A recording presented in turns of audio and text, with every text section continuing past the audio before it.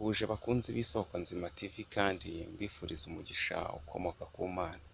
Reka nanabaha ikaze kandi mu kiganiro gishya nabateguriye, ikiganiro cyitwa Ibango ry'umunsi. Ibango ry'umunsi rero ni ikiganiro uzajya ukuramo ubutumwa bwagufasha kugira ngo ukomeze utere imbere, yaba mu bitekerezo, yaba ndetse no mu zindi ntego uba wihaye. Ibango ry'umunsi rero ndarigutuye kugira ngo rijye rigufasha. Ibango ry'umunsi rero ndaza kuritura abantu bifuza cyangwa se bashaka kugera kure, ariko cyane abasitari, abantu bakunda kumenyekana cyane abo mu muziki.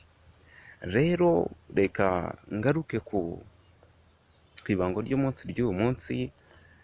Ibango ry'umunsi rero naguteguriye riteye ritya: umwana witwa Adeline yavukiye mu muryango, uko wari umeze kose ntabwo wari umuryango wifashije, ku buryo ntabwo wari bumuhe ibyo yashakaga byose.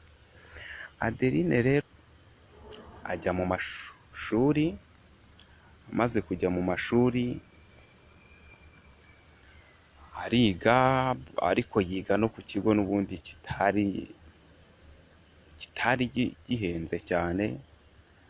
Noneho Adeline rimwe icyo kigo cyaguze ibyuma by'umuziki, aza kumva indirimbo ya Adele. Indirimbo ya Adele aramutse akimara kuyumva atangira kumva yikunze cyane, kandi akunda n'ukuntu Adele yaririmbye.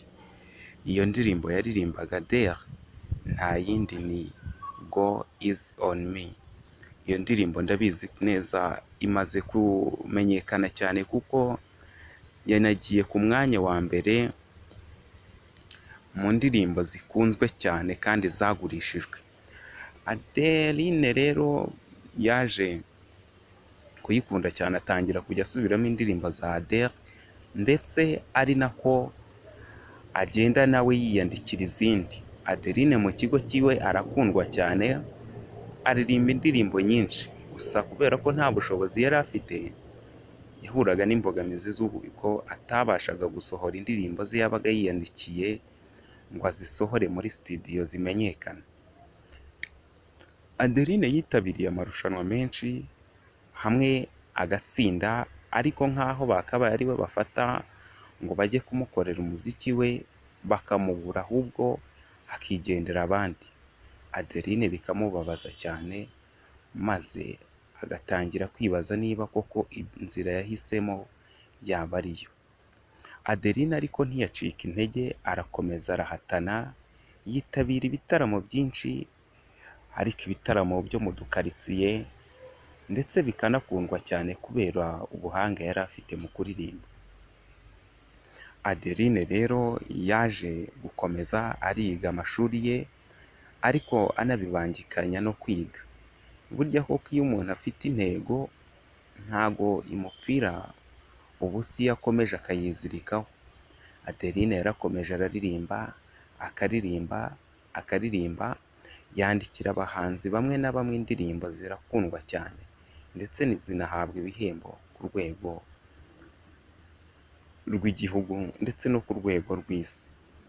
Adeline nyamara iyo yandikaga iyo ndirimbo nta n'umwe wamwandikaga yuko ari we wayanditse, ahubwo bose barwaniraga kubyiyitirira yuko ari bo baziyandikiye.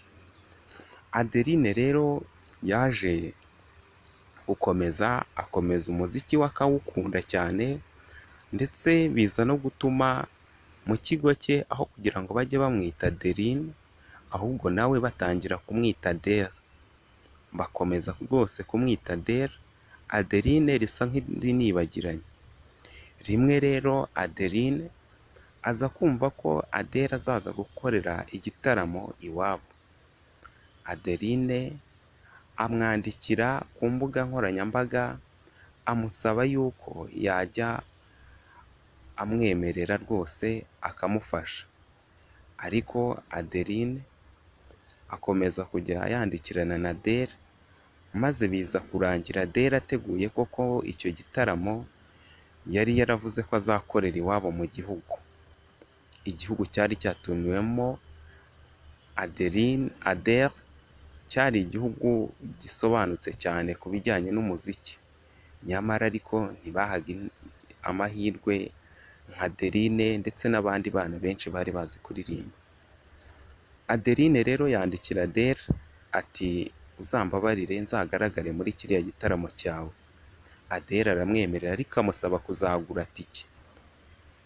Adele aza kuza muri icyo gitaramo, maze ariko icyo gitaramo kigiye kuba kigera Adeline atarabona tike, maze biza kurangira aheze ku muryango. Yaheze ku muryango kubera ko nta mafaranga yari afite yo kugura tike, maze abantu bose bari kurwanira kwinjira ariko bagura n'amatike, biramubabaza cyane kubera ko we yari yanemerewe na Adele ko ari buze kujya kuri stage imwe nawe maze akaririmba. Adeline yicaye ku muryango ararira, biramubabaza cyane, maze abanyamakuru bahageze baramubaza bati ese wa mwana we kurimo kurira cyane, ni iki cyaguteye kurira?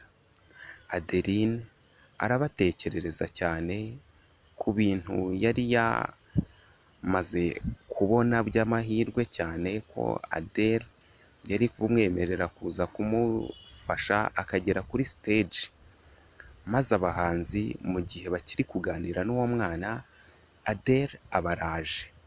Akiza abahanzi baramuganiriza Adele, umusitari uzwi cyane, ariko bahita bamwerekana wa mwana wari uri kurira kubera yuko yabuze tike imwinjizamo.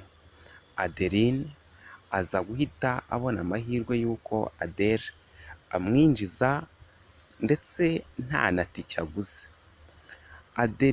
Adeline rero yaje guhabwa amahirwe n'ubundi kuko yari yinjiye kandi yinjijwe n'umusitari Adele.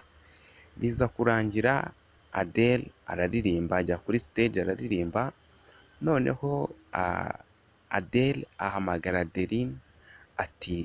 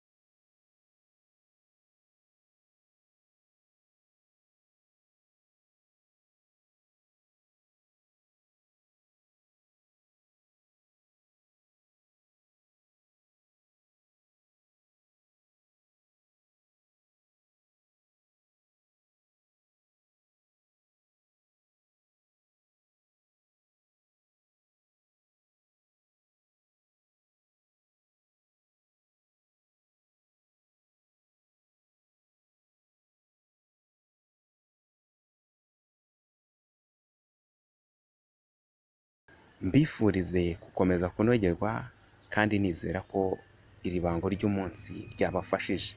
Kanda like, comment ndetse una subscribing kugira ngo ujye ubona ubundi butumwa, ujye ubona ikindi kiganiro ibango ry'umunsi. Murakoze cyane.